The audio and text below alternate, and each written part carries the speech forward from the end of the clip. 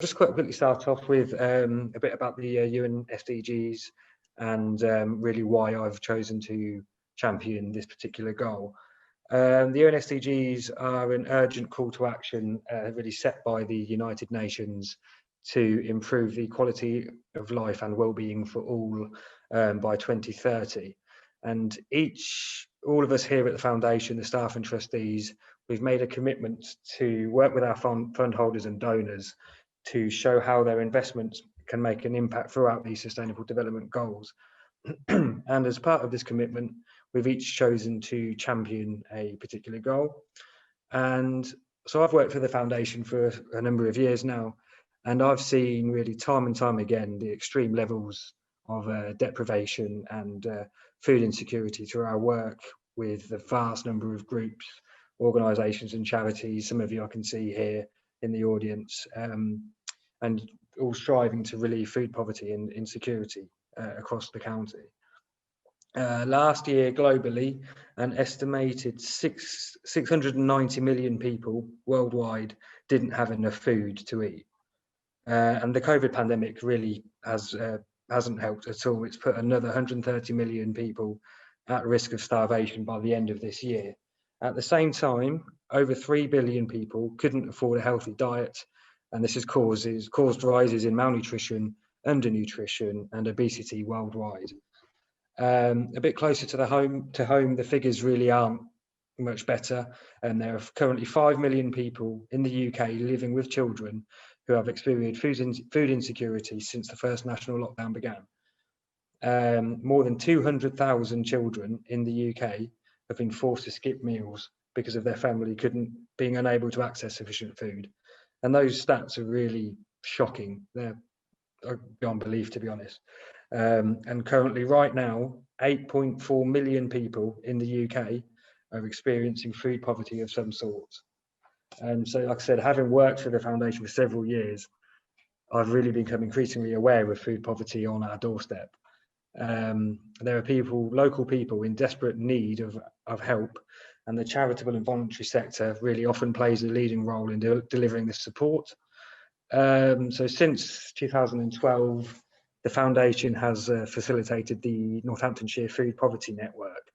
And we've been working in partnership with a range of local community groups and organisations to help tackle and relieve food poverty and insecurity across the county. And as a key part of this network has developed an online food aid directory, which can be found on our website. And this highlights a range of food aid projects across the county ready to support those who are in desperate need of help and support. The Foundation this year alone has awarded over £300,000 to over 100 projects, specifically providing food aid to vulnerable residents throughout the COVID pandemic. However, as the pandemic goes on, people living in genuine hardship will continue to need support as we move into the new year and beyond.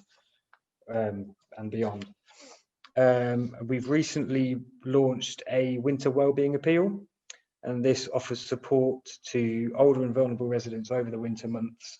And many of these people are faced with the devastating choice between eating or heating their homes this winter, and that's a near impossible choice. We're asking those, as part of this appeal, who are more fortunate to forego their annual winter fuel payment, and these funds will then be pooled together and given back to the most vulnerable in our community. We've also recently launched a blog post that went out earlier this week, based around UN SDG 2, Zero Hunger, and this offers further insights around food insecurity in Northamptonshire, and that's available on our website, and I'd be happy to share that with anybody after this as well. And before I hand back over to Rachel, who will be facilitating the rest of the conversation, I'd just like to introduce and welcome our panel. So we've got Miranda Wixon from Sophia, Julie Parsons from Western Favourable Food Bank, Theresa McCarthy Dixon from the McCarthy Dixon Foundation, also known as the Swan and Helmet Food Bank, Paul Jackson from Kettering Community Unit, Mavis Mundawar from Power of the Mind Network, Tommingham Clark from Food for Heroes, Mary Miller DL from the British Red Cross. So welcome to you all, and thank you very much for being here and agreeing to participate in this conversation. And I'll now pass back over to Rachel, our Deputy CEO, who will facilitate the rest of the conversation. Thank you very much, everybody. Thank you very much, Jorden. No problem. Please do read Jordan's blog, following on from our community conversation. It's packed with the information and data that he just presented and gives you an insight into some of the community groups we've funded at this time. Without much further ado, and just to give our audience out there an idea of where our panelists are coming from and their relationship to the Community Foundation, just want to get a bit of feedback in terms of what your local activity as a panel member or commitment is to helping achieve zero hunger locally. This could be in your role as a donor, a partner, in a personal capacity, or as a community group or charity. So first of all, we'll head over to Miranda from Sophia. Miranda, tell us a little bit about why you're here on the panel. Thanks very much, Rachel, for inviting me to be with us today to talk about what we've been doing here. Sophia is a fair share franchise in Milton Keynes that opened at the beginning of this year, and we put together a plan to look at how we get that food from fair share into Northamptonshire that was hopefully going to launch sometime in the summer. And when the pandemic struck, we were faced with some very difficult choices, and like other panelists here, we had to adapt the model. The emptying of shelves in the shops in March caused every one of us to consider where our food comes from, how we source it, and how we need to keep healthy while reducing the amount of food that's going to waste. And what COVID showed us was that the food system that then was not fit for purpose, and something had to change. So it took a young footballer from Manchester to open up the nation's hearts and eyes to see how children were the biggest victims in this broken system. And by speaking up, he was able to get over 1 million signatures to force the government to ensure access to food, even in school holidays. But what we did locally was we formed a collective of people in their own villages. It's a network of people who were able to identify over 2,000 people who needed food due to the effects of coronavirus. Loss of jobs and wages, school closures and lack of school meals, limited childcare due to shielding and isolation, deterioration in health and mental health, domestic violence and abuse, isolation and loss, lack of respite and support for carers were some of the many reasons as to why people needed to have food. People living in rural Northamptonshire are living in food deserts where affordable food is not always available. And Northamptonshire Acre have recently conducted a poll that highlights that access to food is the most common reason for people to have food insecurity in the villages and not knowing where to get food. But with the second lockdown due to come to an end, we need to consider how zero hunger in Northamptonshire can be addressed. Free food is right and appropriate due to an emergency that is short term, but it does not address the core roots as to why people cannot afford to feed themselves. The biggest barrier to eating well is insufficient income. People need to have economic empowerment first and foremost, and finding ways to have affordable food that's reducing food waste must be considered a first option as we start to build a post-COVID society in 2021. Thank you, Miranda. Sorry, just being mindful of time, and some of the areas that you're covering are covering some of the questions that we're going to talk about. Hold that fire. I can see your passion, and we'll move over to the next introduction from Julie Parsons from Western Fayville Food Bank. Julie. Hi, thanks for the invitation to join you. So Western Fayville Food Bank is part of the Trussell Trust network of 1,200 food banks in the UK. We've been going for a little while now. We provide 3 days of nutritionally balanced packaged food to people who are referred to us on a voucher scheme or who self-present in need. And through this pandemic, we've been able to also start giving out some extras by having fresh foods from supermarkets and Shop Zero, so we're preventing food waste, which is really important. We've been working with Food for Heroes. Tom will tell you more about that himself.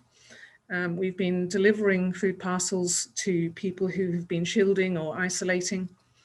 And we also provide children's food, baby food, and also toiletries, cleaning stuff, pet food. Last year, we were feeding about 500 people a month. and with the pandemic, need has just rocketed. So in May, it was up to 1,400 people in a month, and now it's kind of settling to about 1,000 a month. Just dipped in the last week or so for some reason, so it's a little bit, maybe about 800 or something like that. But we're expecting, obviously, for it to be very busy with December. And one of the things that we've seen as a pattern, increasingly in the last few weeks, we've seen bigger families coming forward. So families of 4, 5, 6 members, a lot of children facing food poverty. So that's quite a pattern, and obviously increasing need. We want to take a holistic approach to food poverty, and Miranda mentioned some of those factors, but thank you for the opportunity to be with you today. Thank you, Julie. And since you mentioned one of your areas of work, we'll move over to an introduction from Tommingham Clark. Tom, would you like to tell us a bit about why you're here? Thanks, Rachel, and thanks for having me on. Yes, it's lovely to hear from Julie, and to know that what we're doing at Food for Heroes is helpful, particularly Western Fable. We've been born out of the COVID pandemic. We were set up in March to provide fresh food, sort of home-cooked food, directly to NHS staff working in COVID wards who couldn't reach out to get food for themselves whilst they were in PPE on a 12-hour shift or something. Now that's ceased as being a major demand, and the NHS has asked us to stand down.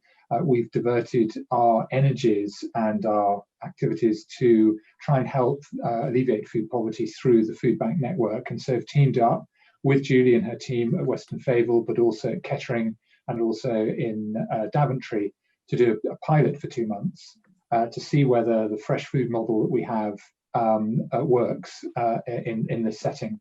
And we're delighted with the feedback. Perhaps that will come out more with further discussion with Julie and others receiving it in the community. But the model is very simple. We raise money from the general public and organisations to allow us to give caterers, external caterers, pubs, restaurants, particularly who might be furloughing staff or have a lack of demand, to produce food in individual packets. We chill it, take it over to the food banks, and then they're distributed by Julie and other teams directly to service users where necessary. There seems to be a great demand from restaurants saying, we'd love to get involved, please just raise the money so that we can cook the meals. And it seems that Julie, her food bank at the moment, is doing 150 meals a week in the pilot. We're doing 235 meals a week at present in this pilot, and we want to extend that. So that's essentially it. Thank you very much, Tom. And we'll move over to Paul from KCU. Good afternoon. Can you hear me all right? Yeah. I just wanted to give you a very brief summary of what KCU does. We were founded in 1984, principally to provide free training courses for people to get back into employment. And clearly, if people are employed, they have more opportunity to have a quality of life that's appropriate. Over the years, we've been in other support elements, one of which is the food bank. And we started a food bank about 6 years ago. Food bank model, we are affiliated to the Trussell Trust, and the food bank model is very different to most other food banks, whereby instead of seeing customers directly, we actually deliver food parcels to one of 12 agencies in the Kettering area. These agencies are normal referral agencies. So instead of giving people food vouchers to go to food banks, they actually give them food parcels. We believe we actually get to more people doing it that way, because we still think there is a stigma attached to people going into food banks. And if you can manage to provide them with food without them feeling embarrassed, then I think we actually serve more people. For me, looking at how things have been over the last 6 months, and somebody mentioned Marcus Rashford, and I think that demonstrates to me how piecemeal the whole approach to food poverty has been over the last few months. No strategy, no clear view to achieve really in this country. And I would say, if I'm honest, that core problems as to why people are in food poverty are the key to getting the food poverty issues resolved. An economic situation and looking at benefits, looking at wages, looking at all the things that actually create people's ability to live a reasonable life. I also think that eating or heating is a very, very sad situation, and we're seeing a lot of that currently. And as the weather's due to get colder, we're going to see a lot of people who are having to make those very hard decisions. And that's a very sad state of affairs in 2020 in the fifth richest country in the world. Having said that, the other good things that's happened is we're also working with Food for Heroes, and we're giving people the opportunity to actually have food as almost as a treat. It's like almost for them the equivalent of going to a restaurant every week when they get the Food for Heroes food, and that's been a very, very big success as far as I'm concerned.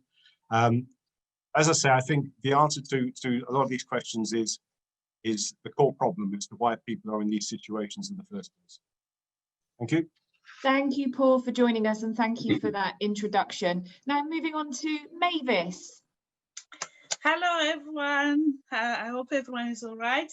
Thank you very much, Rachel, for inviting us to this panel. So I'm Mavis Mdirwa, and I'm from Power of the Mind Networks. I'm the project coordinator for the organization.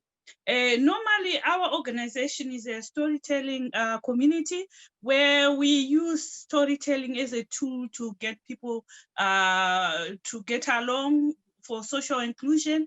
But with the coming of the pandemic, we've had to change or diversify or increase some of the services that we give. So we've run 3 very successful projects during this time.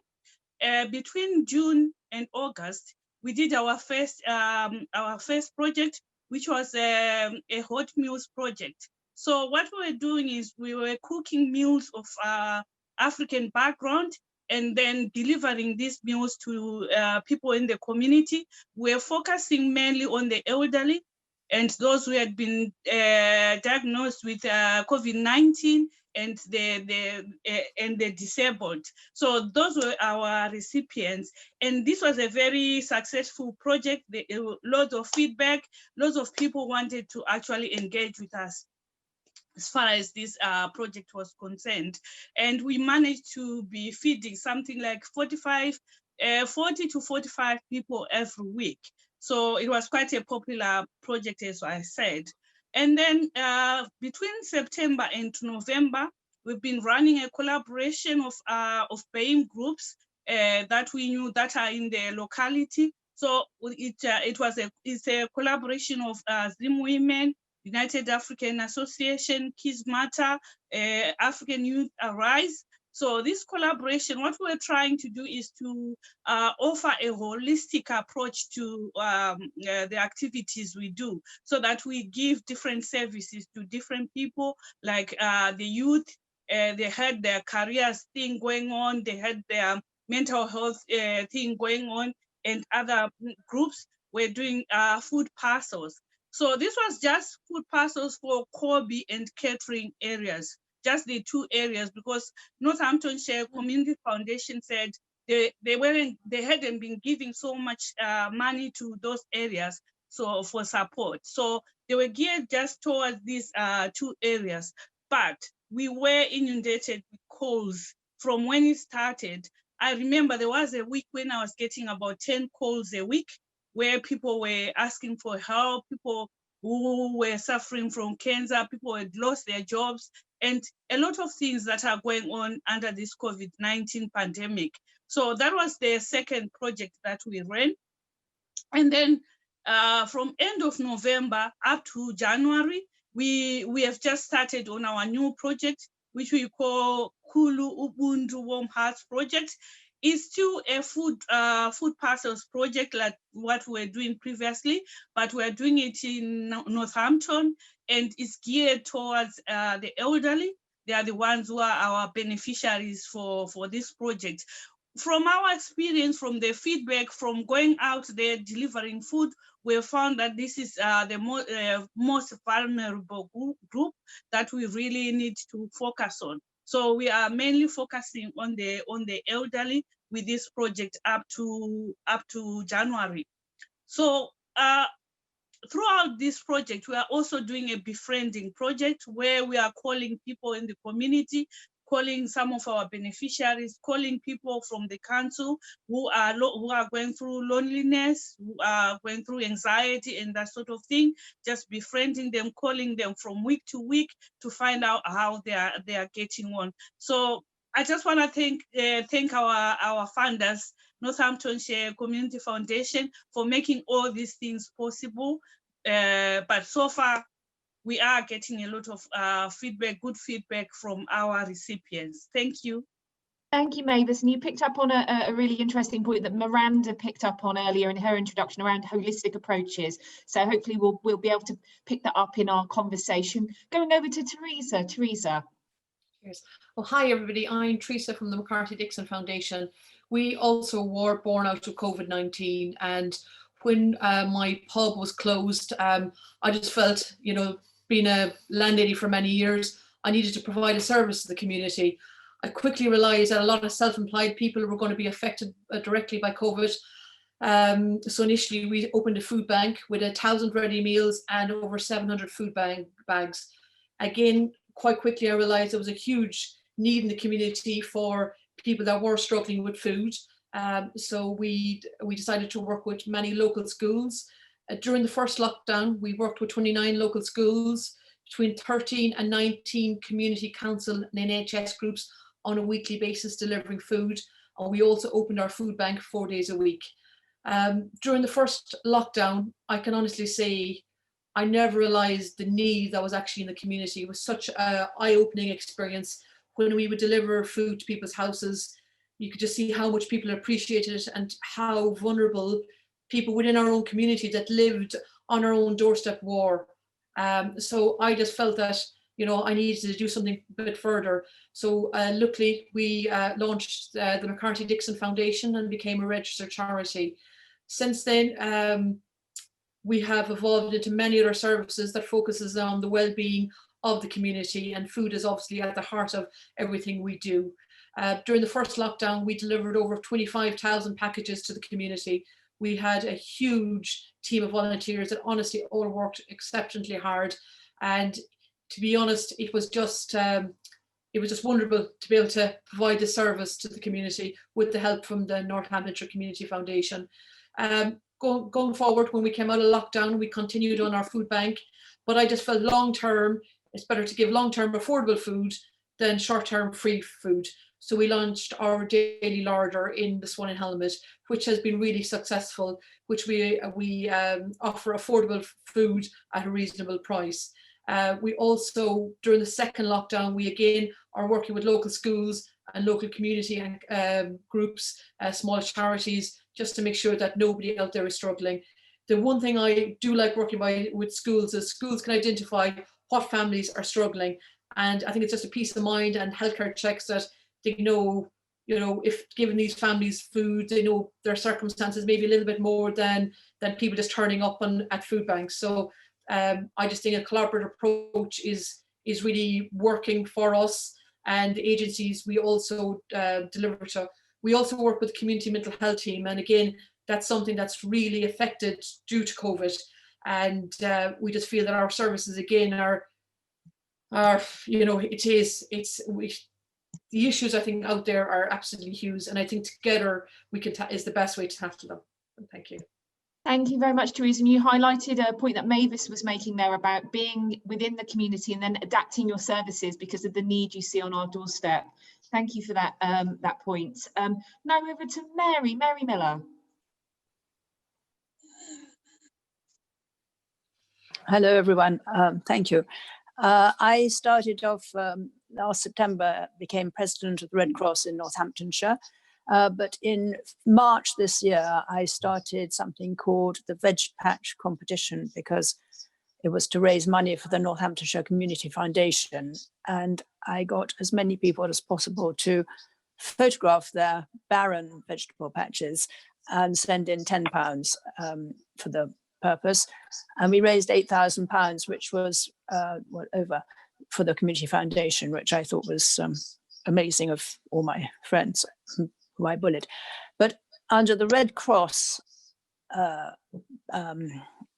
trademark, as it were, charity that I now help look after, we have given out a huge amount of food parcels during the initial lockdown, as well as care packages and financial assistance to those in need, of which there have been many calls. Our calls come through from the council and directly to the Red Cross. There's a brilliant team in Northampton who take them all, and I help by doing some needs assessment calls and talking to people who are vulnerable and lonely and desperately in need of help. So the Red Cross have continued with what their charitable acts during this period and are continuing to do so during this current lockdown. The food comes, we're in partnership with Tesco, Fair Share, Green Corps before they shut down, gave us a lot of hard dried foodstuffs as well, which has all been given out. And we continue to raise money for the Red Cross to keep these projects going. Thank you. Thank you very much, Mary. And that was a great oversight to our panel. They've already highlighted, I think, some of the challenges they're dealing with on the ground, some of the issues that they're seeing emerging, which have been a result of this pandemic, how they've adapted their work, collaborations that are taking place across the county in order to tackle food poverty and ensure nobody goes to bed hungry. So without much further ado, we're going to move on to one of our key panel questions. We're starting with a quote from Anne Frank. Hunger is not a problem, it's an obscenity. How wonderful it is that nobody need wait a single moment before starting to improve the world. So to the panel, with further resources and funds, what local solutions would you like to see being funded in terms of tackling zero hunger? And is there any specific immediate needs you think are an urgent priority? And this could be access to affordable, nutritious food, access to food aid itself, or child food poverty. And we'll go over to Miranda first.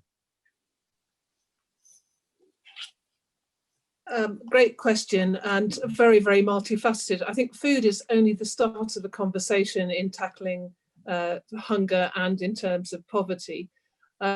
I would propose that an option, we should be like I would propose the community larders as an option. Theresa's already highlighted some of the reasons why it is useful. It is getting into the heart of the communities. It's working with local volunteers, and it allows the community to hold their own, everyone in the community to hold their own membership to make the cost of a healthy diet affordable. And the core activities in the larder are very social. There's cooking, sharing, eating. It has a common interest, which is very positive and uplifting. And everybody has an equal stake. It's sort of a hand up rather than a hand out. And I think it's really important that we look at how, first of all, as I said just now, people need to have economic empowerment first. They need the money to be right. And in finding ways to have affordable food is a secondary to that. So I would support both the Trussell Trust's mantra and every other organisation like Food Power is get the money into people first, and then let's look at how we get affordable solutions.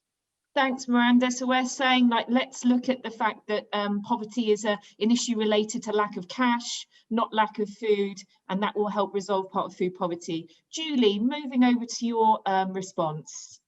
Thank you. And we've talked about child poverty, food poverty, and that's been discussed nationally.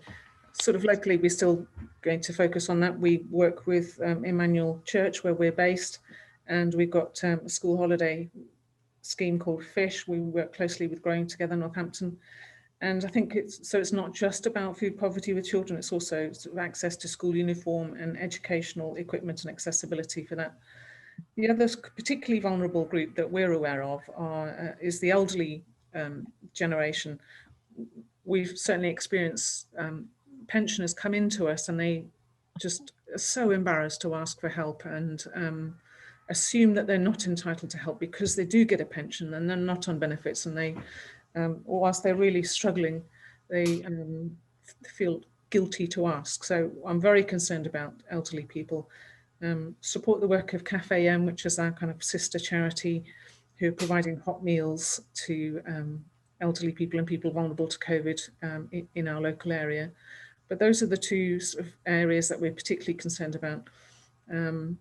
So the provision that we're seeing at the moment for charities is very much about food. So supermarkets are being extraordinarily generous, as are local groups and communities and individuals.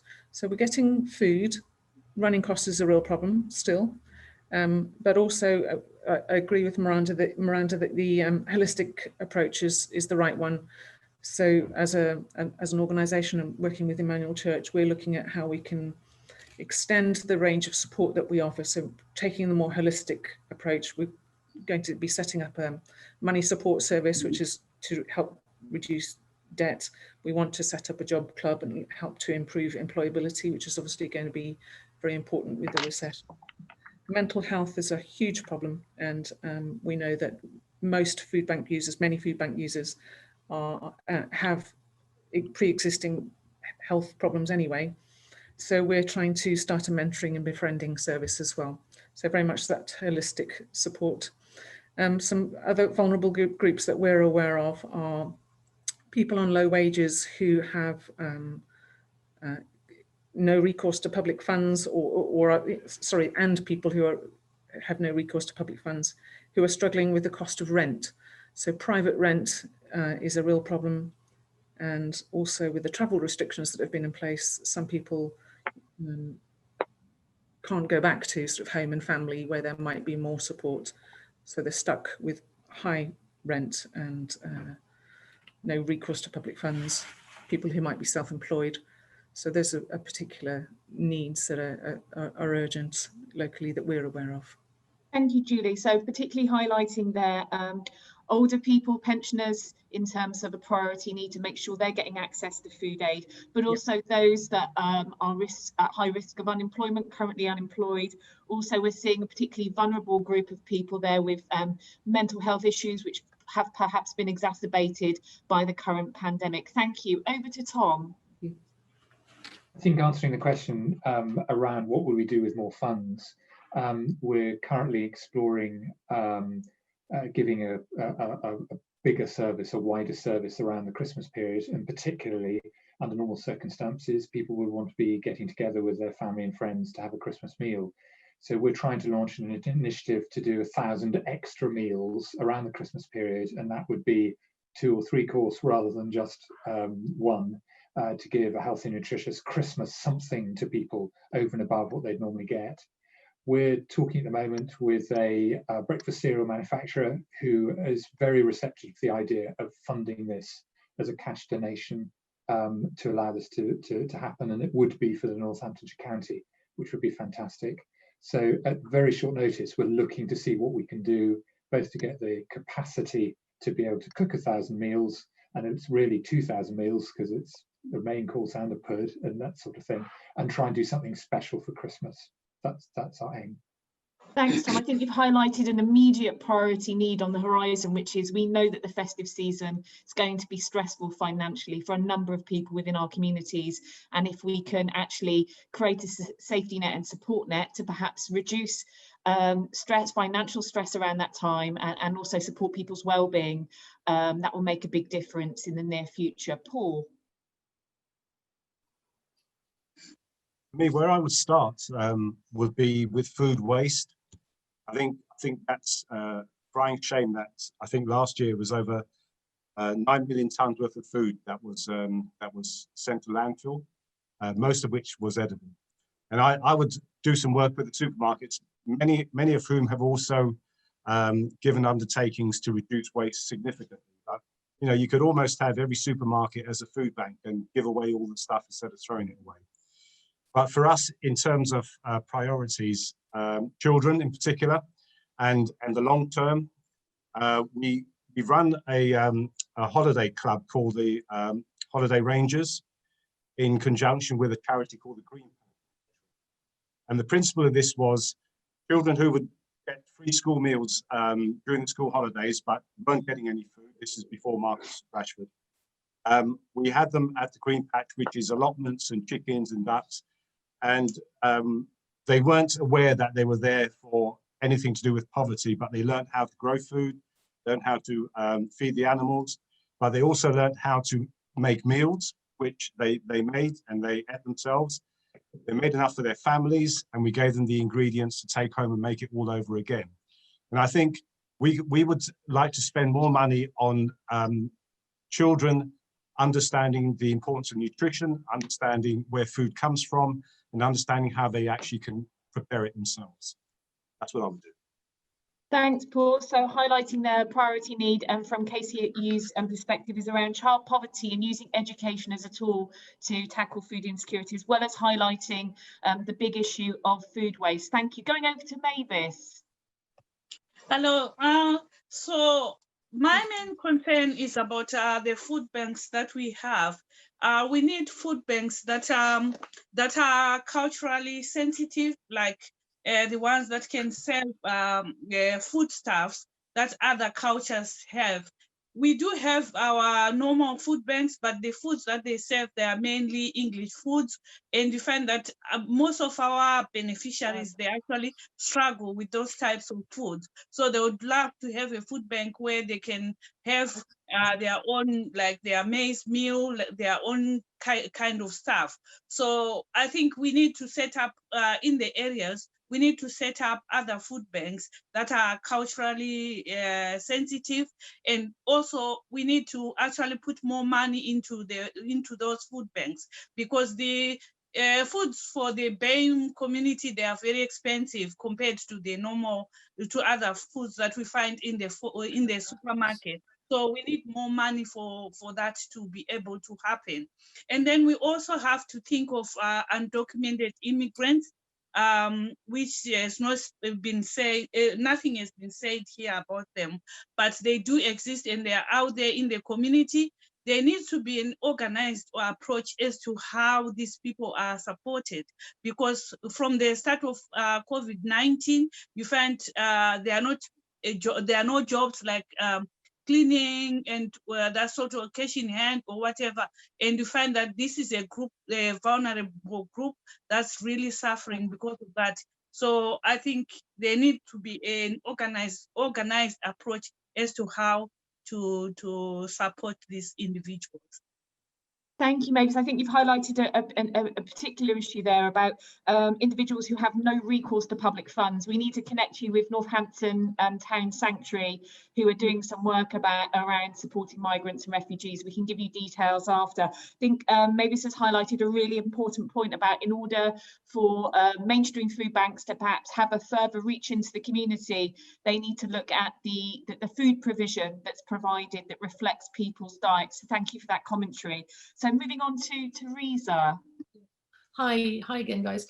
I feel that if there was long-term affordable food to people in the community, would make a huge difference. I just see firsthand from our larder the difference it's making. We get people from all different walks of life, and they just know they can access fresh food that they would in supermarkets at a much reduced price. It's a huge benefit and help to them. So that's something I think we will definitely continue on with. The other thing, the service we're providing is Cookery Lessons.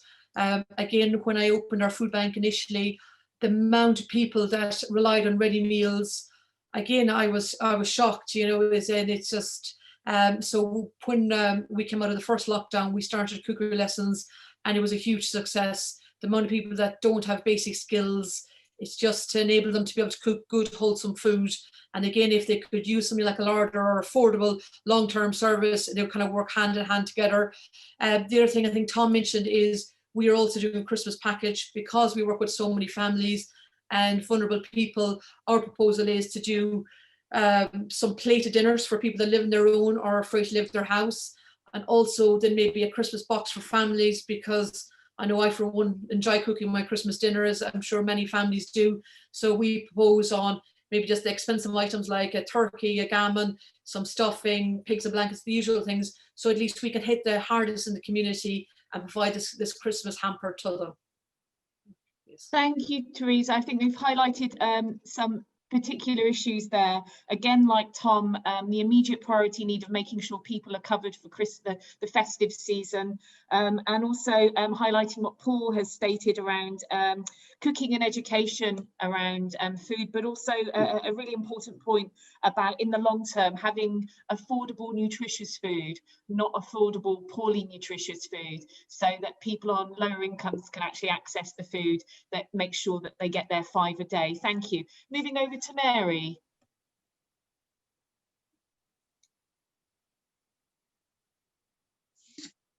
Oh, right.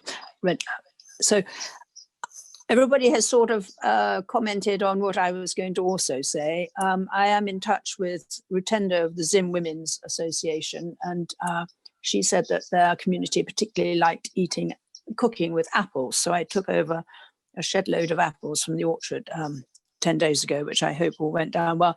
But again, I think it was Mavis who also talked about the people who clean offices and things. And I talked yesterday to somebody who was embarrassed to be asking for help. She was actually a fitness instructor, self-employed, worked for 5 different communities, including fitness for the over 50s. And she was furloughed by one company only, so she was on £20 a week. And those are the people that, again, are falling below the sort of threshold financially to be able to keep up their rent and keep the food on the table. So obviously the Red Cross gave her a food parcel, as many others. The Red Cross also, somebody mentioned school uniform. We do have some basic school uniforms to give out, mostly for smaller, younger children, if anybody knows anybody in need. And I'm sure that we will be having many more requests for help, and we'll just give it out as much as we can. We also give cash assistance to those who haven't received it before. Some people get it twice for various reasons, but it all goes to help. Thank you, Mary. I think you've really highlighted an important issue there about in-work poverty, that people having recourse during the pandemic and as pre the pandemic to food banks. Many people are actually in work, but can't actually afford to be able to buy a nutritious diet based on the cost of living. And as Victoria's just highlighted in the chat, in-work poverty is a real issue. And I think your comment there about making that connection with different groups highlights what a number of our panel have been saying about collaboration and connecting and sharing resources.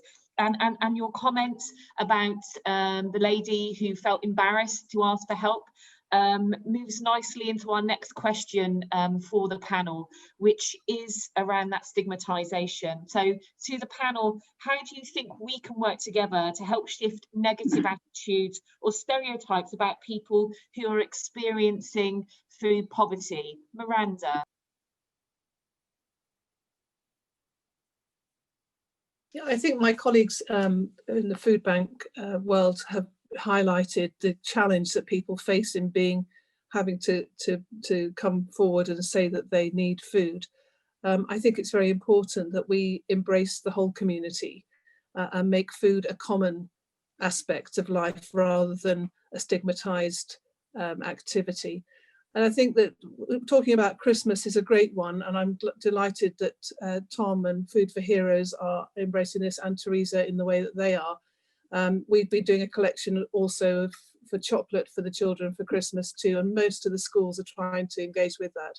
But one school in Toaster told me yesterday that for the last 21 years, they've had 3 children only on pupil premium. They've now got 24. So it just in one school, it highlights the huge amount of change that has happened in 2020. And it really must go down as the year that's changed our relationship with food forever. And we've got to pick up this opportunity and make this something about everyone and not just about those people who are really at the sort of breaking point. We need to get affordable food to everyone and make this a common goal that we're all sharing to solve this food insecurity.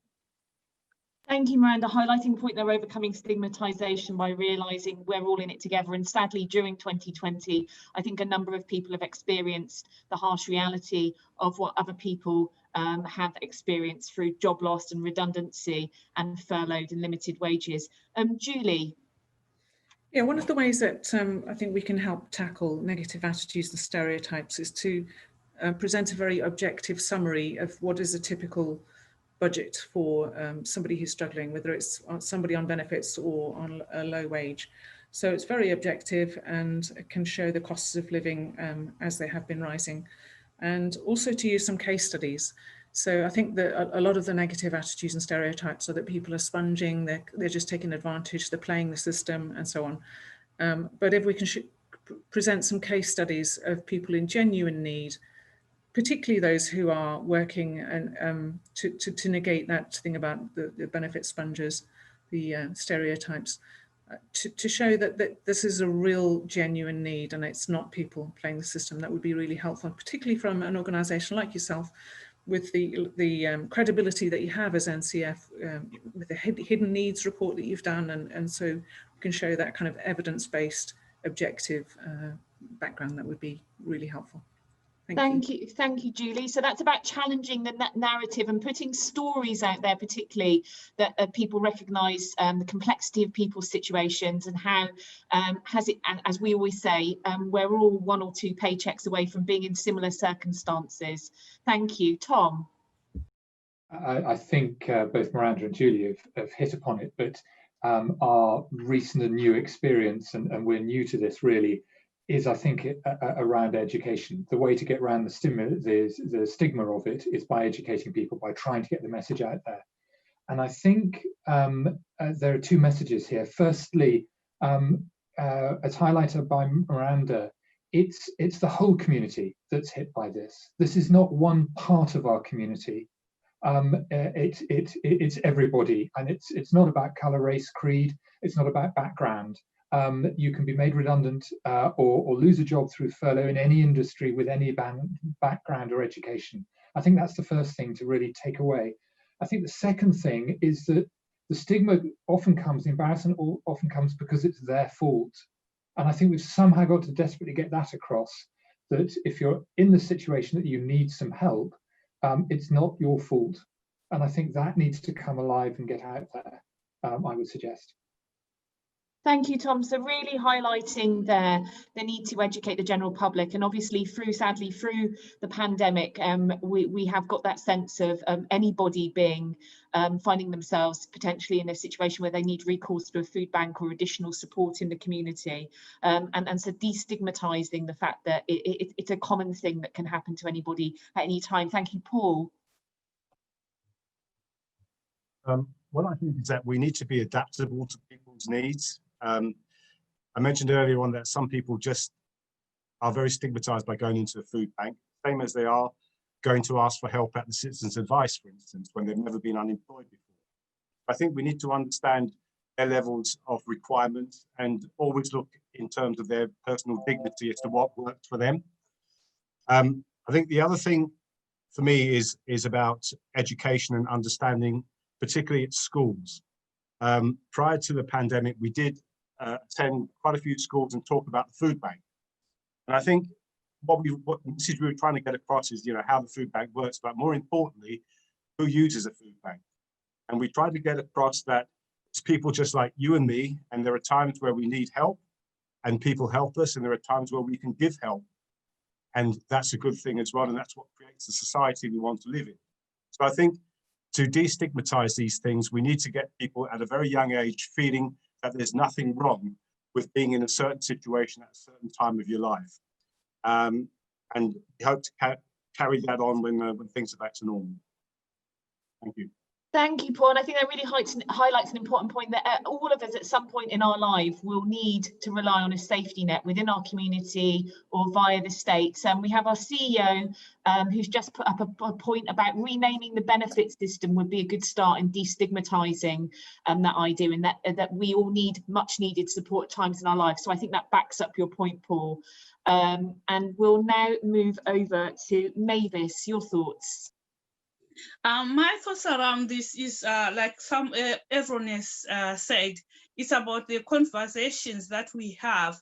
So like for us as Power of the Mind, apart from doing the food parcels, doing all these activities, we are doing mental health workshops on Zoom. So what we do, we invite different groups that are supporting people in different areas, like mental health in men, mental health in whatever. So we bring people who are experiencing that challenge to the conversation. So they come and they talk about their experiences and their challenges, what they are going through. And then we have people who support them, like CBT therapists and what have you. They come and they explain to people, they talk about the support they give and everything. But it's all about community conversation that's needed so that people become more empathetic. Why people discriminate against each other is because they don't understand what people go through. They don't understand why people do the things that they do. For example, people have got, some people have a negative attitude of asylum seekers because they think they are scroungers, they are coming here to go on benefits. They don't know the narrative behind it, like the fact that they are running away from war, they are running away from natural disasters.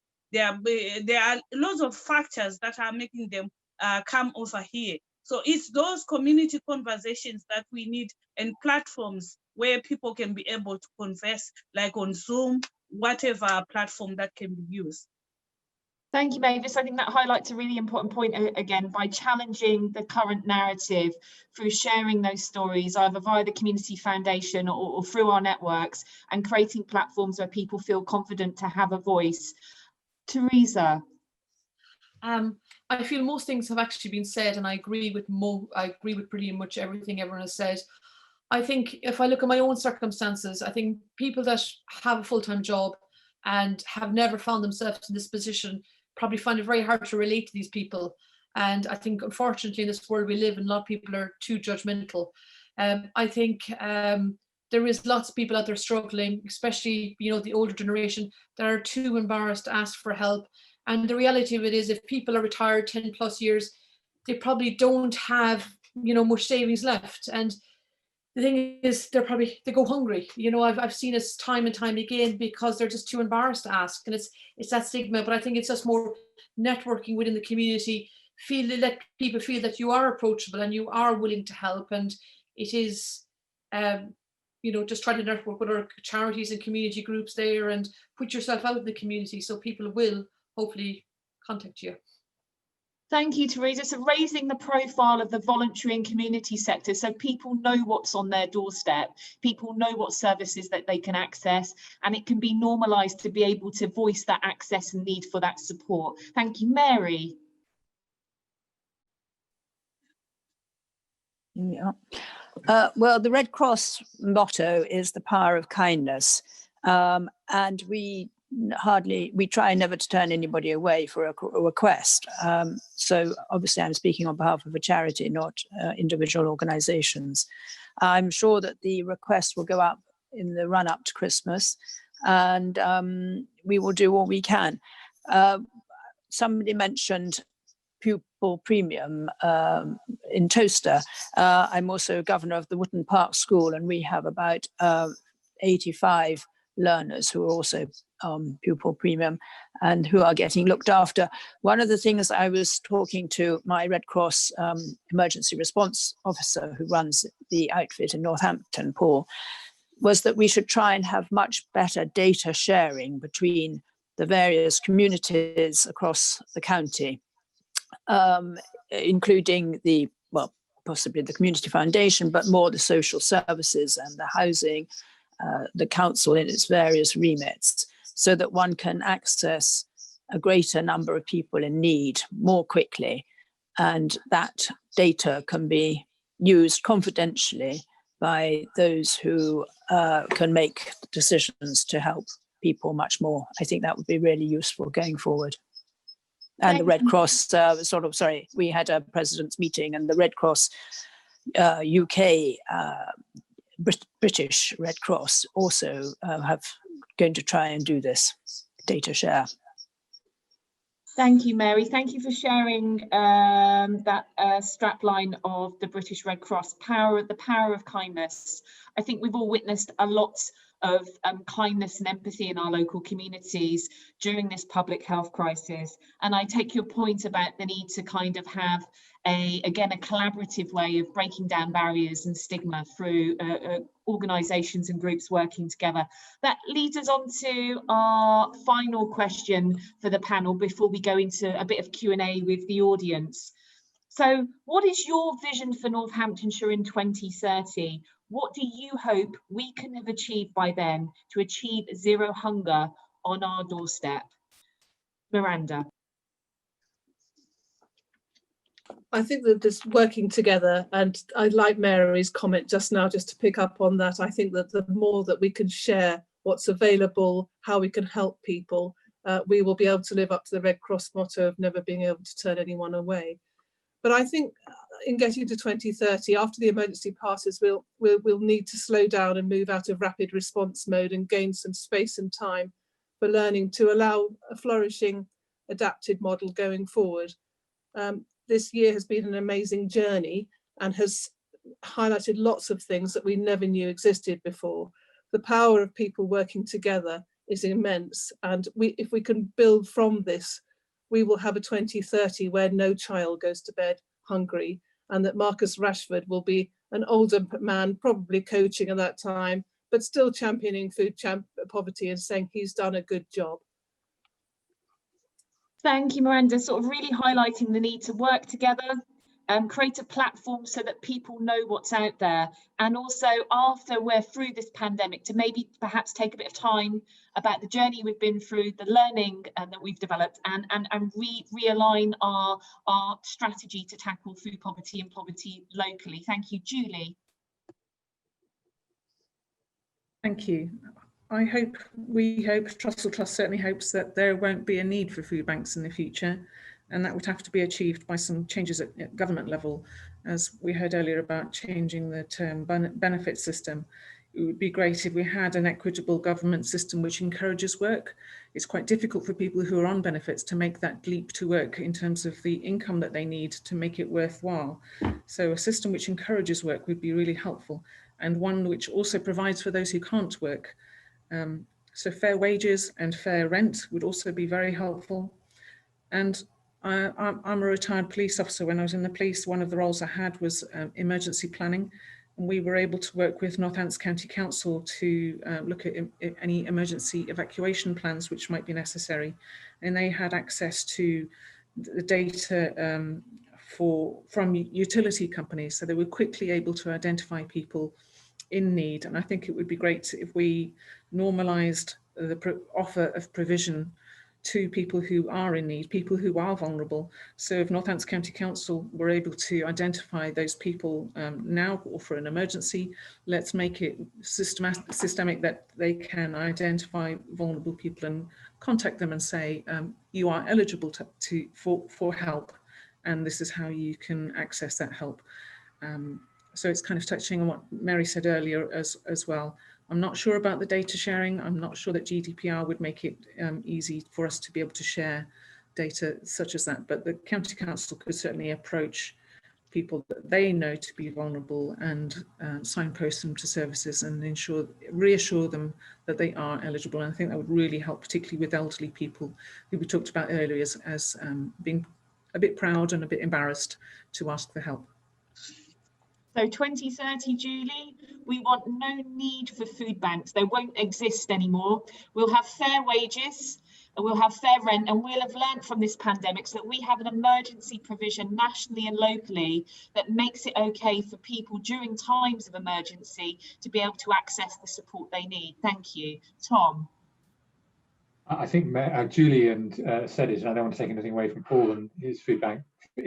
Our vision would be that food banks aren't necessary by 2030, and therefore Food for Heroes can turn its attention to other things. The government talks about levelling up at a national level. I think it's about having an equitable environment locally and levelling up locally as well. Thank you, Tom. Moving over to Paul.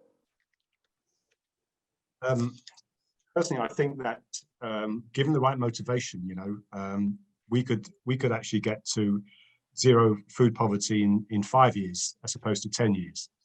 I also believe that we shouldn't have food banks in the next 10 years or so, but I think it's going to take a lot of collaboration, a lot of working together, and a lot of motivation to get to the point where we need to get to. And I've heard about maybe a minister for food security should be an option for the government. And wouldn't that be great if you had one person responsible to try and get to the vision of having no food poverty within the next 5 years? But I think if with the right lobbying and the right working together, we could perhaps influence some of that and make it happen sooner rather than later. So that's what I would like to do.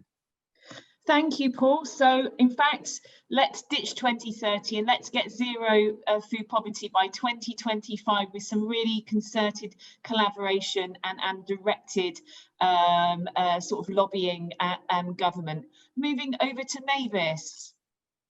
By 2030, what I would like to see is to have many more BAME support groups.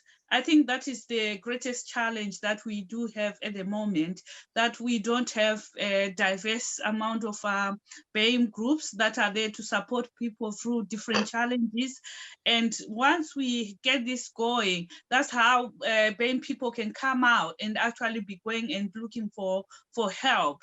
At present, you find that some of them, like someone had said, they are too proud to go and be asking for help, language barriers, and that sort of thing as well. So if we have more support groups who train people on CV writing, who help people with housing applications, budgeting and that sort of thing, we're gonna reduce poverty or have zero poverty by 2030. Thank you, Mavis. We know that the BAME community has been disproportionately affected by this pandemic. So, and we'd like to see by 2030 more support groups so we break down those barriers and we're truly representative of the community getting the support they need. Theresa. Again, I agree with most of your comments. I feel that, you know, working together is probably the best way to alleviate this problem and remove food banks, and it would be, you know, a fantastic thing come 2030. I think the main thing is working together, knowing what's in the community, and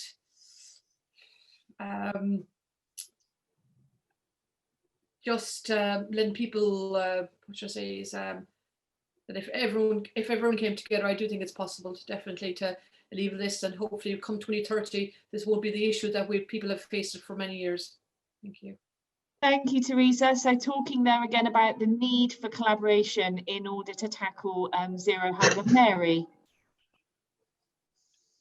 I think one of a really good thing would be for all schools, and I'm sure many do, to have a sort of homeschooling, home economics lessons and cooking lessons. I think many do already, but it brings the value of food to home to children and teaches them what food costs, and hopefully they can in turn help out with their families. I know a lot of this goes on. There's also various programs called Young Enterprise, which is a charity set up by a friend of mine who go around teaching schools from year 10 onwards about how to focus on money going forward and how to budget for their future lives, which again is another excellent program, which would also help at the end of the day to bring down food poverty. And I agree with all my fellow panelists who I think have done amazing jobs in all the groups they run, that if we can get rid of food banks in 5 years' time, it would be marvelous. And I'll help everybody to try and achieve that if I can. Thank you, Mary. So endorsing that commitment to let's get rid of the need for food banks in our communities, but also let's re-engage with a strategy where we bring home the value of food from a young age and also support people with their life skills. So to support resilience in managing low incomes. Thank you so much. We are going to move over to the a bit of Q&A from our audience. We've slightly run over time, but please do stay. If not, there will be a watch party if you have to go on social media, so you can add to your comments and build part of our action plan with that. So I'm going to just bring up some comments and questions and put them out to the panel. So just to let everybody know that there is a blog that you can follow through that Jorden, our UN SDG Zero Hunger Community Champion, has written, and we will send that out after that. Brian Dunn said a reduction in utility bills would go a long way in reducing food poverty. Lulu Pelly has asked, several people have mentioned a holistic approach. So can you elaborate on this, and how would you suggest we bring it about? For example, how much signposting is being provided for people? So I wonder if Miranda would like to respond to that question. Lulu, that's a great question. Thanks very much for highlighting it, because we all skirted around this issue a little bit. But it is about how we embed in our communities and work with, first of all, what's already there, and make sure that we're all engaged in the same conversation. And that also picks up the point that Mary was saying earlier about how do we find people, because the more people that are involved in trying to help people, the more people will get help. And so if we can, the things that people ask for are things like help with utilities. Sophia has an arrangement with utility companies that look at most people's bills that come through on community larder membership, and they're able, in the main, to be able to receive some form of discounts in that way. And yes, utility bills are incredibly hard for people in rural communities where they don't have the availability of gas. But it's also about the other things that we talked about. Cooking, Theresa was talking about cooking that she's doing. There's also Lorraine and Cooking Good, who's available now throughout the county, doing great things both online and face-to-face in dealing with a lot of the issues to do with cooking that we have raised today. And then the things like the add-ons, the uniforms and various other things. So it's really everybody that's involved in trying to work to either recycle, not waste, and also to try and get affordable food. Okay, thank you, Miranda. We're going to a question from Jill Spilby. She's asking, what role, if any, does the development of allotments play? And I think I'll pass this over to Mary. I thought you might give me that one. One of the allotment groups in Northamptonshire won one of my prizes for the veg patch competition, so that was good. I think the role of allotments is fantastic. I know they're difficult to get onto the list, but they're very productive. I think that I saw one question saying, nipped up, which said that what they've seen a lot of wasted food on an allotment, and I think that if that happens, the holders should all get together and say, what can we do with this, and find somewhere to either cook it and give it to people in need, or find some way of sharing. I think all gardeners alike have the same sort of attitude to their food. It's there to eat, and if you have enough, you give it away. That answers the question. Thank you, Mary. We had a question from Nari asking, they've got an allotment plot. They've noticed many plots of abundance of fresh vegetables and fruits and a lot going to waste. How can those produce be used and not wasted? Can they be donated to food banks? Mary, would you like to respond to that based on your work with allotments? Well, I'm not sure. I think it's really for the food bank people to answer that question, because I'm sure they can take it in as long as it's clean and ready to give out in their parcels. But perhaps one of the food bank people should answer that question. Paul, would you like to respond? I'm the wrong person, really, because we don't take fresh food because all our parcels. So maybe somebody else might be able to help. Okay, Mavis. Okay. Oh, I'm busy typing here. Right. So what was the question, by the way? So we have one of our audience saying that they've got an allotment. They noticed that a number of allotments allowing fruit and veg to go to waste. Could they donate that food to your activities in providing food aid? Yes, definitely. Like we said, we, like the Bain people, we love to cook fresh foods. Most of us, we don't eat a lot of takeaways. I will have takeaways, say once a month, but normally I just cook in my house. So that food is welcome for all those who've got food and they don't have anywhere to donate it. Please bring it to us. We'll be very glad to have it, and our beneficiaries will be pleased to actually use it for their meals. Thank you. And Mavis, do you have a presence on Facebook where you can easily get in, the panelists could easily get in contact with you? Sorry, the audience member. Yes, yes. So we have Power of the Mind networks on Facebook. Power of the Mind, we have a website, and it's got our contact numbers, phone numbers, emails, and everything. And we also have the Northern African Project is also on Facebook as well. So you can contact us through those channels. Thank you, Mavis. We just had a comment from Pratima Datani, great conversation and much needed. We've also had a comment from Brian Dunn, utility companies are a major part of the poverty problem. Tackling that would be a big step to no food poverty. Nick Farrer-Hayton has said that she's glad that the impact of housing costs have been recognised, but the new unitary authorities have a responsibility to create more affordable housing and to ensure that council tax support becomes more equitable across the county. Julie Parsons has just highlighted to our panel that they're happy to receive food donations from allotments and that they do as well. So thank you so much, everybody. I think we've run out of time, so I'm just going to do a quick summing up, but just to highlight, following on from this, it's not just a conversation, there's action after the conversation.